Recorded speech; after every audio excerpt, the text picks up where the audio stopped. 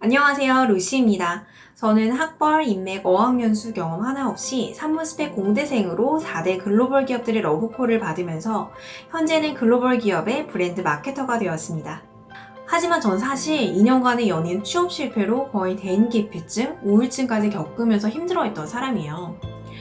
제가 2년 동안 취업에 실패하면서 느끼게 된 건 남들과 똑같이 하면 남들처럼 계속 취업이 안 된다는 거예요. 평균 이하의 스펙을 가졌던 취준생으로서, 그리고 이제는 글로벌 기업의 현직자로서 많은 분들이 취업에 성공하실 수 있도록 정말 진심으로 꼭 도와드리고 싶어요. 저희 아버지께서 오랜 시간 임원으로 근무를 하시면서 몇백 명도 넘는 지원자의 면접을 보셨어요. 그런데 놀라운 말씀을 하시는 거예요.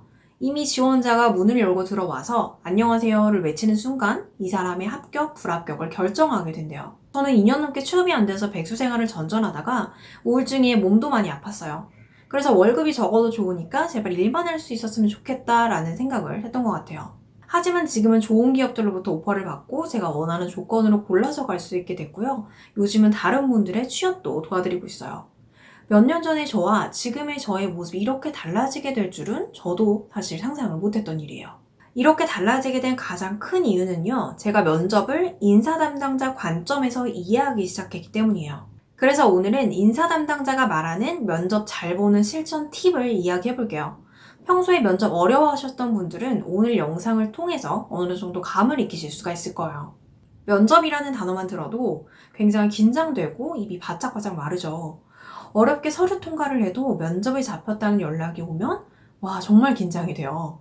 어떤 말을 어떻게 준비해야 할지 막막하고 눈앞이 정말 깜깜해지죠. 저희 아버지는 기업의 임원이셔서 오랫동안 면접관으로 계셨어요. 제가 취업 준비할 때는 좀 아버지와 어색해서 면접 준비를 하면서도 옆에 바로 면접관을 두고도 조언을 구하지 못했던 것 같아요. 그러다 아버지와 단둘이 차를 타고 갈 일이 생겼고요. 취업 준비로 힘들어하던 저에게 아버지가 면접에 관한 이야기를 해주셨어요. 이때 아버지가 해주신 이야기가 저의 면접의 당락을 결정하는데 아주 결정적인 이야기가 됐어요. 그걸 제가 5가지로 정리해서 한번 들려드릴게요. 이걸 꼭 한번 기억해 보세요. 면접을 잘 보는 첫 번째 방법은요, 마인드 컨트롤이에요. 면접 기회가 주어졌다는 것은 이미 내가 매력적인 후보자임을 명심하시는 게 굉장히 중요해요. 저의 경우에는요, 제가 원했던 회사에서 면접 제안이 들어와도 이렇게 모자란 스펙으로 면접에 가서 오히려 마이너스나 되는 건 아닐까 고민을 하면서 면접 전부터 걱정이 앞섰어요. 면접관이었던 저희 아버지가 저에게 이렇게 말씀을 하셨어요. 면접을 보러 오라는 의미는 너의 이력이 충분히 매력이 있다는 뜻이야. 면접은 충분히 매력 있는 너의 이력에 과연 너는 얼마나 매력 있는 사람인지 알고 싶은 거야. 생각해보니까 정말 그래요. 이미 나에 대해 내 이력이 나를 말해주고 있잖아요. 면접 보러 가기 전부터 내 스펙에 대해서 내가 주눅 들어갈 이유는 전혀 없죠. 이미 저는 그들에게 매력적인 후보자였던 거예요. 이게 단순한 것 같지만 많은 면접을 준비하는 분들이 놓치는 부분이에요. 면접이 걱정이 되죠. 내가 별로일까봐? 그들의 기대치가 내 생각보다 높을까봐? 주눅 들고 들어가니까 내가 매력 있는 사람이란 걸 절대 보여주지 못하는 거예요. 면접은 자신감이라는 얘기가 있죠. 내가 나의 이력에 대한 자신을 가지고 가는 것과 아닌 건 결과에서 큰 차이를 만들어요. 두 번째 방법은요, 이력서, 자기소개서에 숨겨져 있는 진짜 이야기를 하시는 거예요. 제출한 서류는 말 그대로 서류예요. 팩트죠. 그리고 면접에 초대한 면접관들이 나에게 기대하는 거는 그 한 줄의 이력에 숨어있는 나의 진짜 이야기예요. 예로 들어서 이력서에 온라인 쇼핑몰 오픈, 6개월 만에 손익분기점 달성 이런 이력이 있어요. 그럼 이미 면접관들은 그 내용에 대해서 알고 있고 그 이력에 담긴 후보자의 과정 이야기를 듣고 싶어 하기 때문에 여기에 대한 충분한 대답을 준비해 가시는 것이 필요해요. 이 이력은 실제 저의 이력 중에 하나예요. 그래서 제가 면접에 가서 실제로 어떻게 대답을 했냐면 쇼핑몰 운영을 위한 전략 기획에 대한 이야기, 그리고 실제 동대문 새벽시장에 가서 상인들과 흥정을 하면서 물건을 떼온 이야기, 이런 실제 경험들을 들려주면서 제가 뭘 배웠고 또 어떤 역량을 갖추게 됐는지 이런 이야기들을 했어요. 면접관들이 듣고 싶어하는 숨겨진 이야기들은 결국 관련된 몇 개 에피소드에서 나와요. 짧은 시간에 임팩트 있게 전달할 수 있기 때문에 전 뭐뭐를 했어요, 나열식이 아니라 이렇게 에피소드를 한번 준비해보세요. 세 번째는 면접관에게 잘 보이려고 하지 않는 거예요. 면접에서 하기 쉬운 가장 큰 실수는요, 진짜 나를 숨기고 면접관이 좋아할 만한 나를 보여주려고 하는 거예요. 저의 경우에도 처음 면접을 볼 때 그랬던 것 같아요. 좀 잘 보이고 싶어서 내 생각과 다른 이야기들도 하고요. 이력에 대해 말을 할 때도 면접관에게 잘 보이고 싶으니까 좀 부풀리거나 저도 모르게 거짓말을 하게 되는 경우가 있었어요. 면접관이 저희 아버지가 말씀하시기를 면접관들은 수많은 지원자들을 만나고 다수의 면접 경험을 하다 보니까 지원자가 거짓말을 하거나 너무 잘 보이려고 애쓰게 되면 금방 알아차리게 된다고요. 그리고 일관성도 떨어져 보이게 돼서 높은 점수를 줄 수 없게 된다고요. 한마디로 말해서 다 티가 나게 되는 거죠. 특히나 자신의 이력에 관해서 지나치게 부풀리거나 거짓말을 하게 되면 정말 큰 문제가 생겨요. 면접관도 교육을 받거든요. 그래서 이상하다 싶은 답변에는 꼬리에 꼬리를 무는 질문을 계속해요.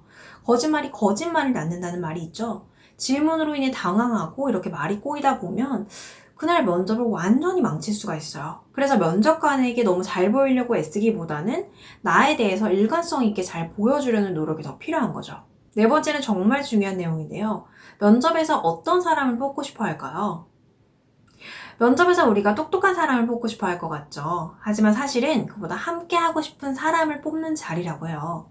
면접은 사람과 사람이 만나는 자리예요. 그러다 보니까 자연스럽게 내가 함께 일하고 싶은 사람에게 높은 점수를 주고 그 사람을 뽑게 되는 거죠. 특히 신입의 경우에는 아무리 좋은 대학에 좋은 스펙, 유창한 언어 실력을 가졌다고 하더라도 수십 년 경력의 면접관들 앞에서 얼마나 똑똑해 보일 수가 있을까요? 그리고 면접관들이 이런 신입들에게 처음부터 좋은 퍼포먼스를 기대하기나 할까요? 절대 아니죠. 내가 함께하고 싶은 사람, 곧 나와 비슷한 사람, 그 말인즉슨 우리 회사와 비슷한 성향의 사람을 뽑게 되죠. 그래서 이제 실제로 회사를 다녀보면 회사마다 사람들 분위기가 어느 정도 비슷한 경향이 있어요. 바꾸어서 말하면 내가 안 됐다고 해서 단순히 슬퍼할 일만은 아니라는 거예요. 나랑 비슷한 성향을 가진 사람들과 함께 일하는 게 결국 내가 롱런하는 지름길이 되거든요. 차라리 안 돼서 다행인 경우도 있는 거예요. 마지막으로 다섯 번째는 안녕하세요를 제대로 하는 거예요. 아버지가 저에게 충격적인 말씀을 하셨어요. 실제로 내가 저 후보자들을 뽑을지 말지는 문 열고 들어오는 순간 바로 결정돼. 면접에서는 첫인상이 매우 중요하죠. 문을 열고 들어와서 인사하는 그 순간부터 면접관들은 이미 본인의 마음속에 후보자에 대한 어느 정도의 판단이 서요. 그만큼 면접에서 이미지가 매우 중요하다는 뜻인데 그 이미지를 만드는 건 목소리, 표정, 자신감이죠. 자신감 있는 사람에게서는 좋은 목소리와 좋은 표정이 나오게 돼요. 면접에 초대된 내가 이미 너무나 매력적이라는 사실을 한 번 더 스스로에게 상기시키면서 면접장 문을 여는 게 정말 중요해요. 저는 면접 기회만 있으면 무조건 보러 다녔고 많이 보다 보니까 어느 순간 이게 약간 게임처럼 느껴지는 거예요.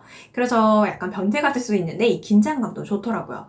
그래서 면접에서 정말 자신감이 많이 생기게 됐고 실제로 잘 보게 되기도 했어요. 덕분에 생각지도 못했던 기회들을 갖게 됐어요. 제가 한창 취업 준비를 힘들어할 때 아버지가 면접관으로서 조언을 해주시면서 제게 말씀하신 게 있어요.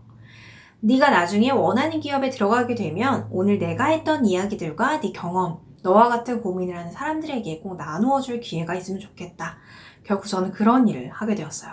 취업이라는 게 분명 쉬운 일은 아니에요. 하지만 보통의 많은 지원자가 다들 비슷한 생각을 하고 있어요. 그래서 조금만 다르게 생각해도 훨씬 많은 기회들이 생겨요. 면접관이신 저희 아버지의 관점과 현직자인 저의 관점에서 실질적으로 도움이 될 수 있는 유용한 정보들을 계속 나눌게요. 다음 편에서는 현직자 관점에서 실제 제가 유용하게 썼던 팁들을 같이 알려드릴게요.